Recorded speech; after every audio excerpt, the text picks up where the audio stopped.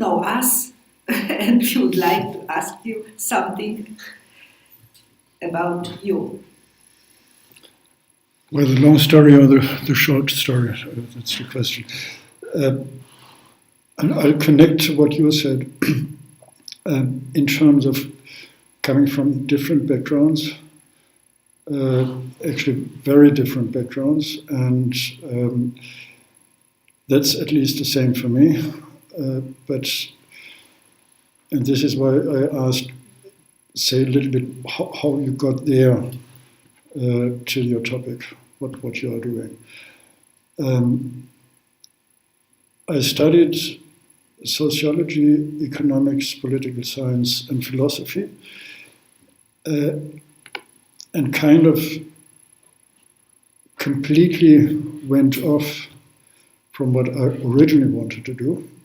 It's a little bit more closer to you. It's not biology, but I wanted to study psychology and psychiatry. And then ended up, in a way, in jobs kind of around the world, not really having a strategic plan.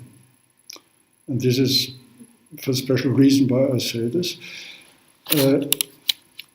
Again, linking to something you said, you had been talking about the different departments. On the one hand, we have this division of different departments. I had been teaching then in a department for applied social studies, which had been mainly social work, sociology and law. I had been teaching in an economics department in economics. So this was really the thing one would expect. But then again, I did this in China and in Hungary. And perhaps a little anecdote in Hungary, I could add a couple of others. One student came after the lectures to me and said, that's really interesting what you said, and I enjoyed it, but hesitation. I'm actually coming from a Bedouin background, nomadic people, so it doesn't make any sense. In our situation, it's completely off the road. And so this is basically, in a nutshell, I worked in different places, in different disciplines, and as well as this cross-discipline work, if you want. Before I came here, immediately I was working at a law institute in Munich as economist, more or less, with a little bit of law background.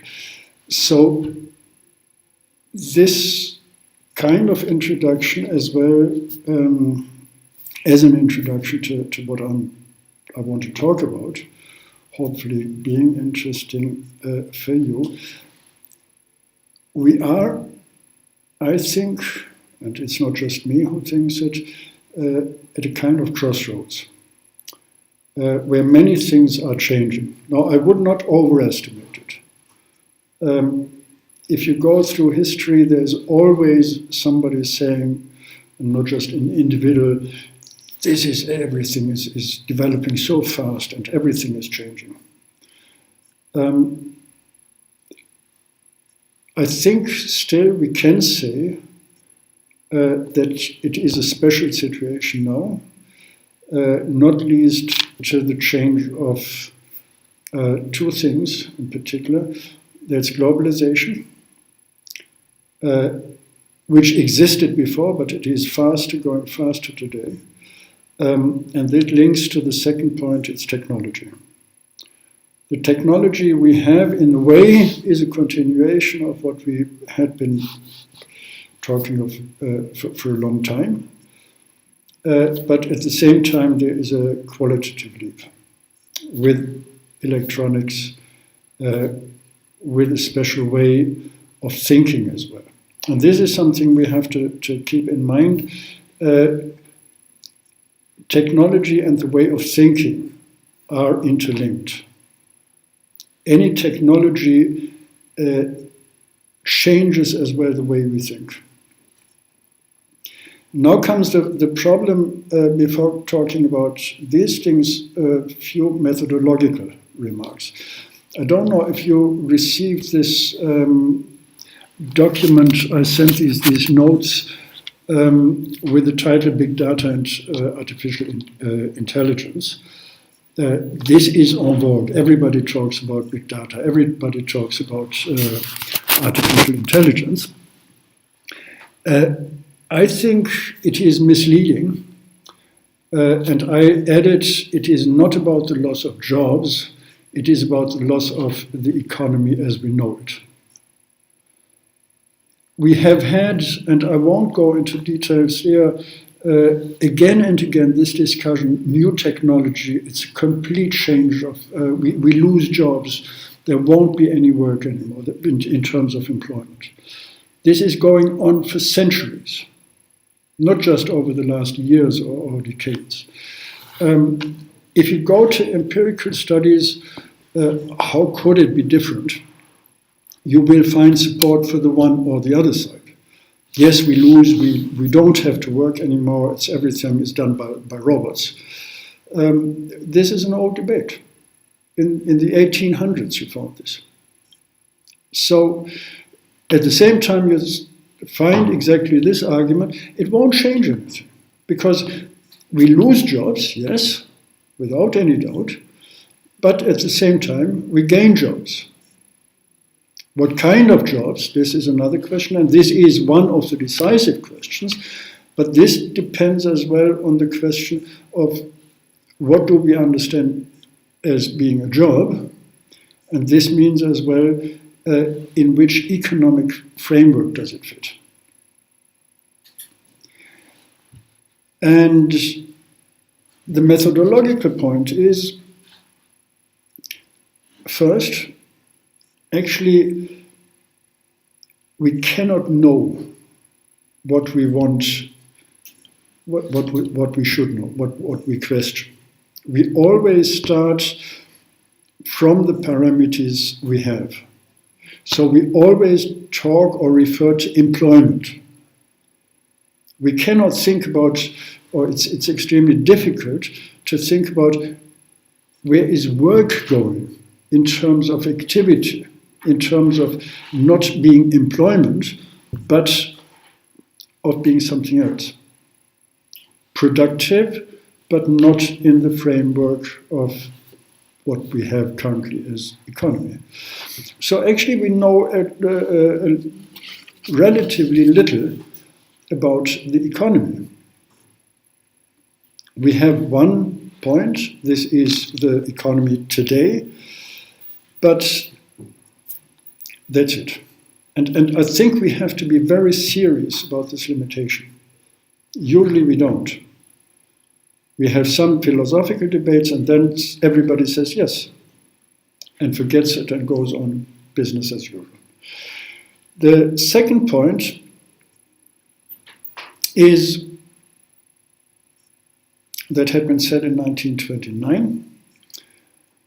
Basically what we are doing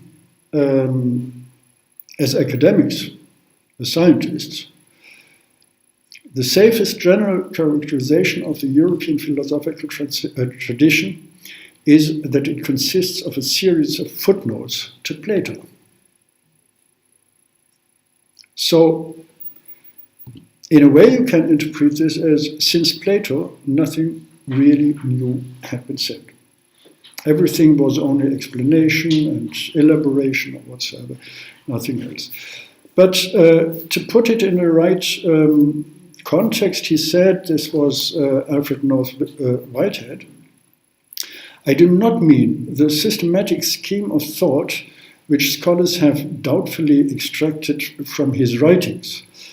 I allude to the wealth of general ideas scattered through them. His personal endowments, his wide opportunities for experience as a great period of civilization,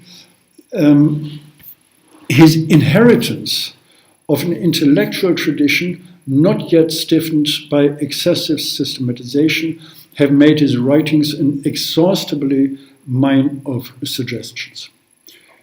If you think about the difficulty you go to departments, you go to a certain area, a discipline. You have to define this.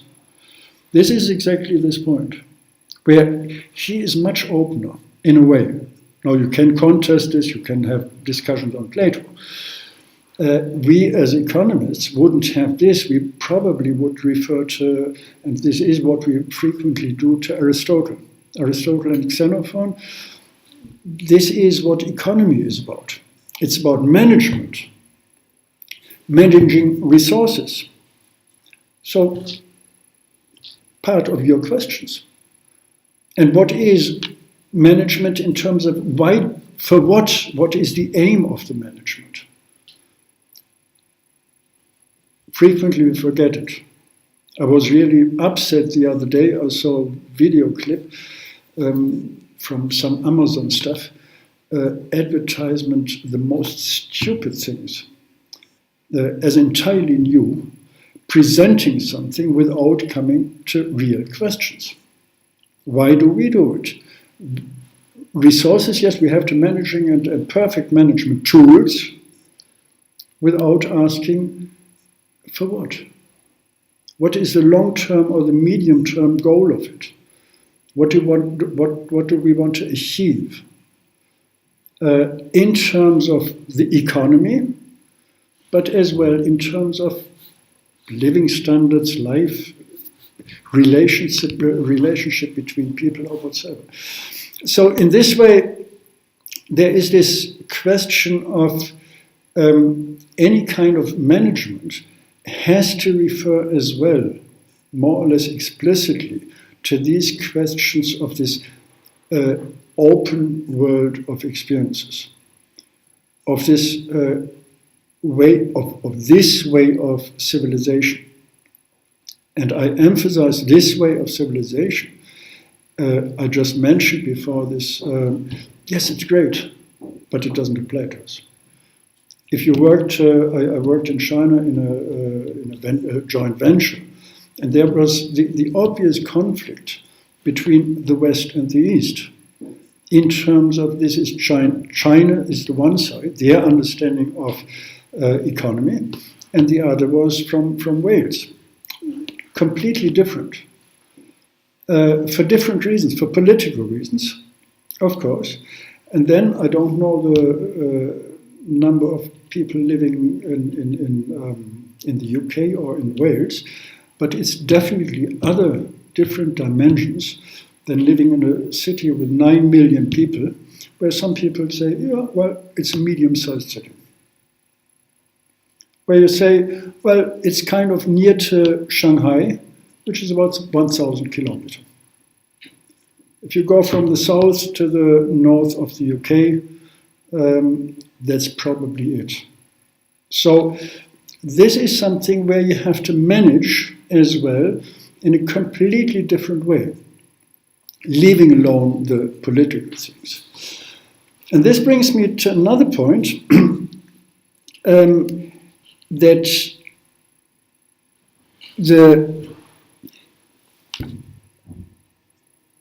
we have to think about two ways of what we are doing. The one is how to apply the knowledge we have, and the other is how can we change actually the rules. The German, we may say, poet Friedrich Schiller had been talking on one of the educational pieces he wrote, actually on play. And he said something, I forgot the wording, man is only really man, not men in terms of gender, but in terms of human being, if he plays. And this meant you have the full knowledge of the rules, and then you can play with them. There are other definitions of freedom. Freedom is not doing what you want to do, just voluntarily. There are certain things you cannot change. But if you know the rules, then you can change or you can apply them for your purpose.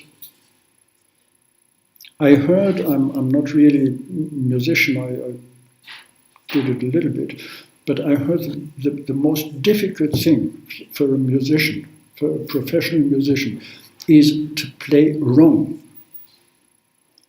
Because you know the rules. And if you are really professional, if you are really good, you know exactly what to do to play good, well, and correct, and you are able to play just nonsense and rubbish.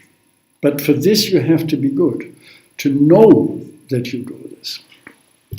Meaning you have to think about changing rules as well. And this brings me to this most difficult question, the need to look for what is hidden in a habitual way. We do things without reflecting on it. We just do it. It's a habitual approach. Everybody does it. Why should I change it? We don't reflect on this. And this, or from here, I come back, or I come to this question of technology. Then. I sent around this thing with a note: the danger of starting what we may call the Leontiev gallop. Of course, you cannot. Well, it's unlikely that you would know what it refers to. It refers to one of the Nobel laureates in economics who came up with it, Wassily Leontiev. There are many Leontievs in economics, so mind that. Where he said, actually, in a piece in 1983 or 82,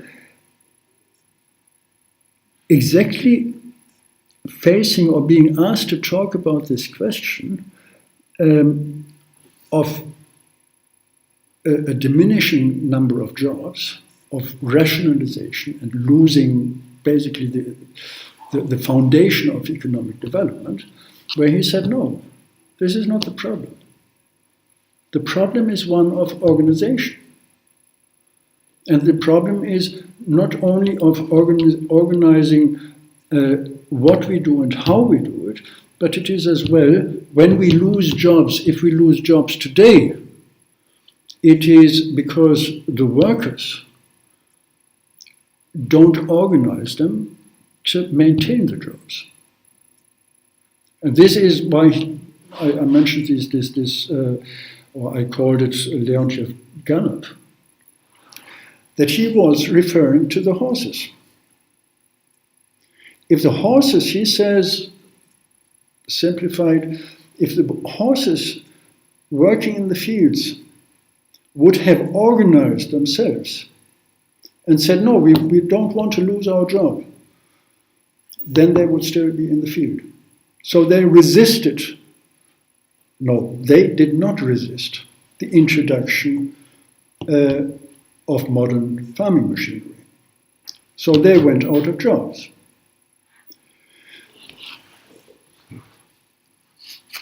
Which means, question mark, you can approach this from different sides. You can say, and this is the normal way we deal with it, okay, new technology, horses are gone. You can say, okay, new machinery, horses are gone, but we find another use for them. Or you can say, of course, let's keep the old technology, meaning the horses, and skip the new technology. Just throw it away.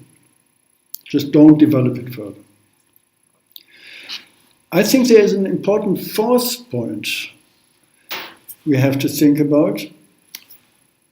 It is implied in a way in the previous. What do we actually do A, with the old and new technology? Can we combine it? And B, what does it mean for the economy? For the framework within which these technologies are employed. So in a way, this is, again, the old question, if you want, or the old set of questions if we talk about new technologies, information technologies.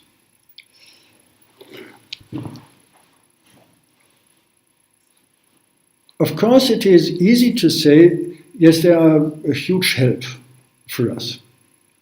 I'm just reading a book from on the psychological aspects, actually, where he says we can distinguish 4 categories of technology in general. One set, which encompasses the plow, the damning needle, and the fighter jet, extends our physical strength, dexterity, or resilience. A second set, which includes the microscope, the amplifier, and the Geiger counter, extends the range or sensitivity of our senses. Hearing better, hearing more, whatsoever, and see. The third group, spanning such technologies as the reservoir, the birth control pill, and the genetically modified corn plant, enables us to reshape nature to better serve our needs or desires. And then the fourth category, which might be best called, to borrow a term used in slightly different senses by social anthropologist Goody and the sociologist Daniel Bay, intellectual technologies. And this is where we are now talking about when we are talking about information technology. The point really is, it changes us. It changes what we can do in 2 ways.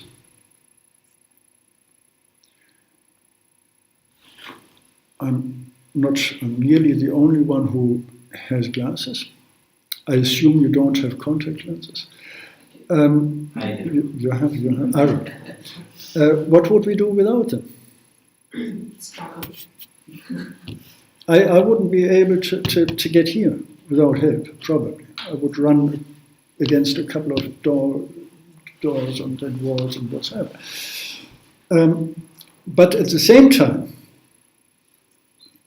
it takes off us the certain ability to find the other way. Meaning we lose other ways of finding around. In this way, it's definitely positive, without doubt. Although there you can even ask, doesn't it take away from us certain ways of simply thinking about there is another way, there is an alternative? We can ask somebody, can you help me? We can learn to manage without the support. We can learn, and this is the point, we can learn to look for other ways of support. Meaning we have this kind of extension, or we can have another one, which can be another technical solution, or it can be a social solution in terms of mutual support or whatsoever. So it is the question today, in terms of management, in terms of the different economic systems, what do we actually cut off? Where do we limit with new technologies, with extensions, what we usually would do? And where can we look for other ways as well of socially managing what we are doing? Because this is always a question as well of resources. How do we spend the resources we have? We produce something, But what do we do with what we produce? That's the question of distribution and redistribution. We can simply say we have more and more, and we can say as well, yes, we have more, but the next question is what do we do with it? And is it really the same what we gain? Does it really replace, compensate for what we lost? It is amazing that we get back in some cases in education to sensibilize, especially children, because why ever we only educate children and not ourselves, to feel something. What does it feel like? This is completely different feeling, which doesn't matter for us. For a person who is blind, it matters. It makes a completely different world.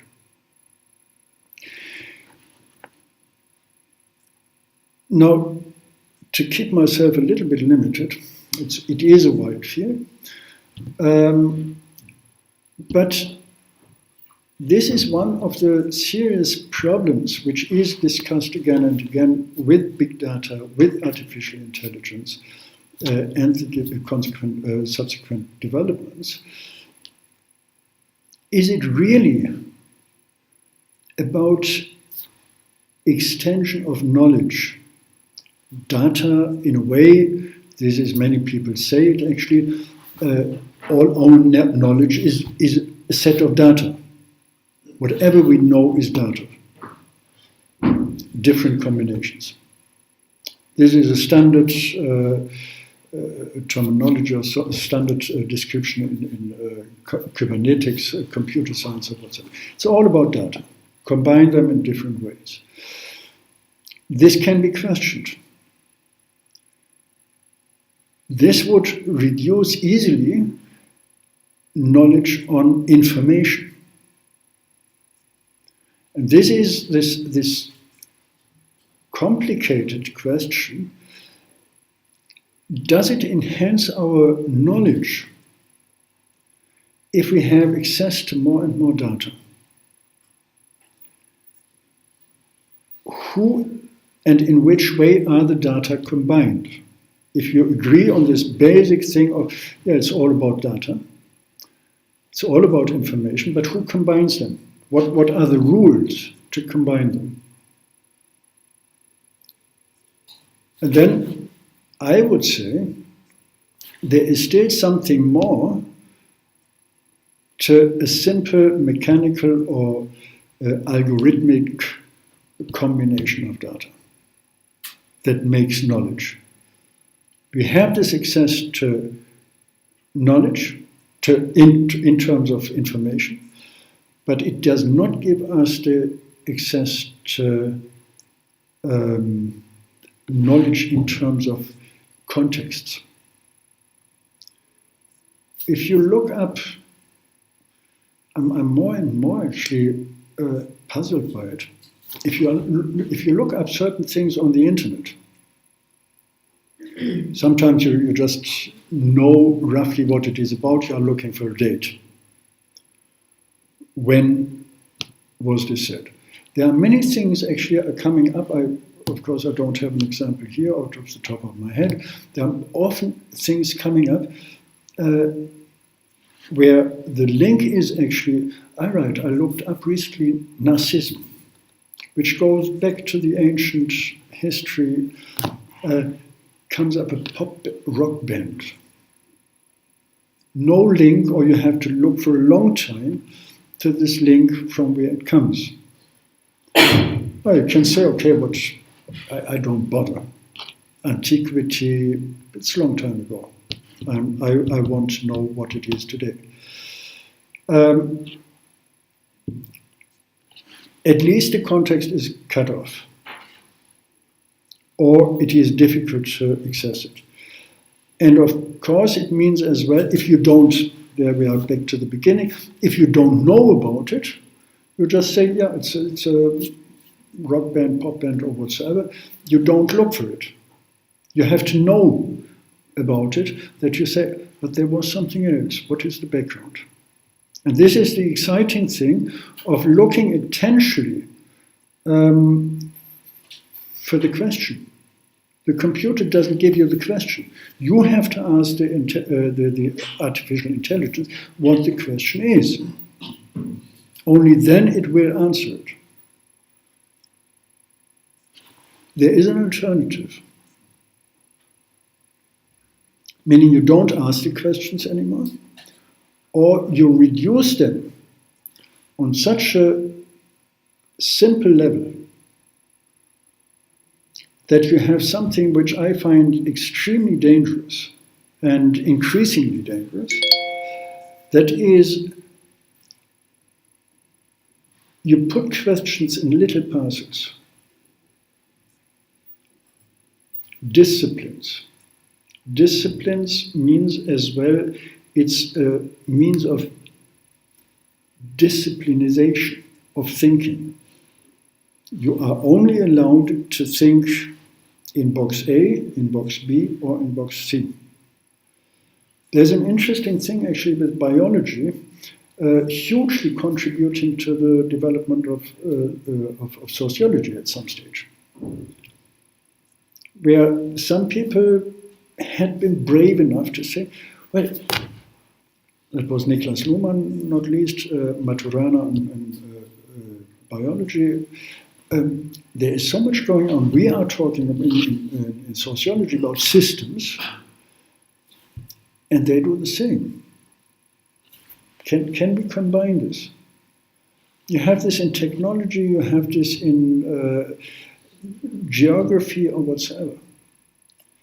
So this is the difficulty as well, the mental difficulty and the institutional difficulty, to say, well, we make the step outside of the box and think outside of these formal institutional frameworks and ask questions.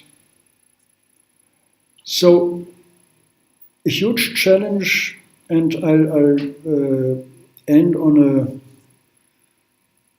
I don't know, a positive or negative note.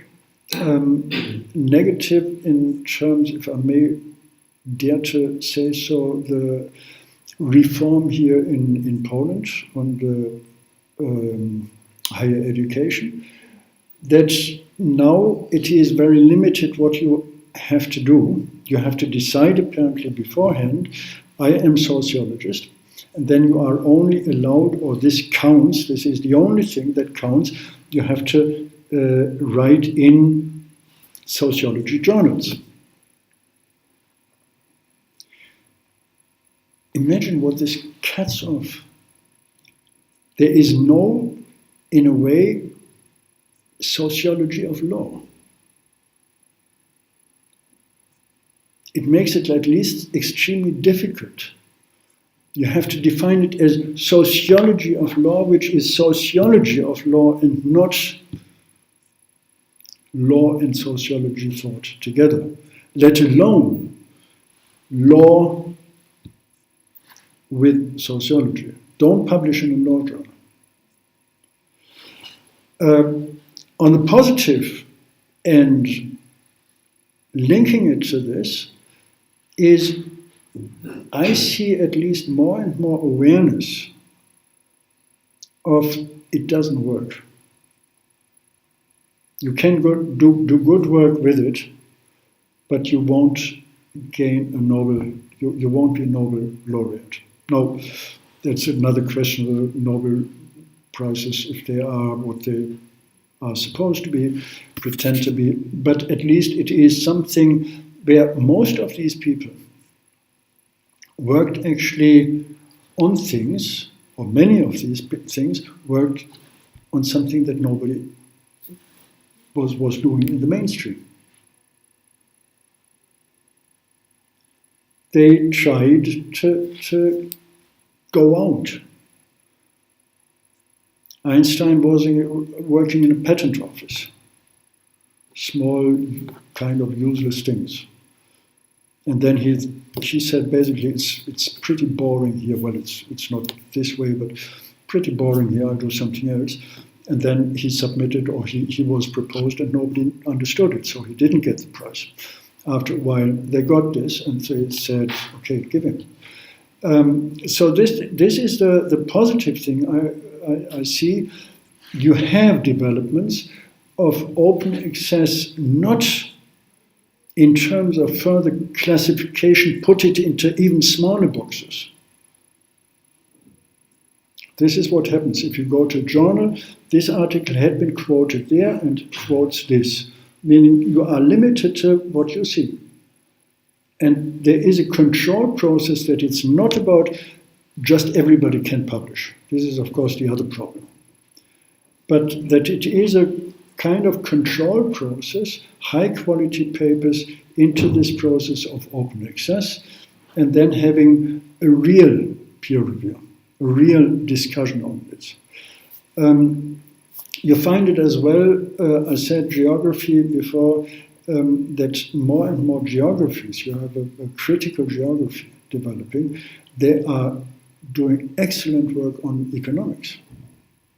Many new developments in economics come from geography, because they hadn't been happy there, and the economists, some at least, had been open enough to say, well, there is something in it. So it's not the Polish minister, so I feel safe to say these ministers at some stage may get it, or there will be new ministers coming in and say, if we really want to make progress, and this is what we need in terms of environmental issues, in terms of migration, and in terms of whatsoever, you name it, if we really want to move on, instead of finding solutions for the day, we have to find as well new forms of management, new forms of financial regulation and finances,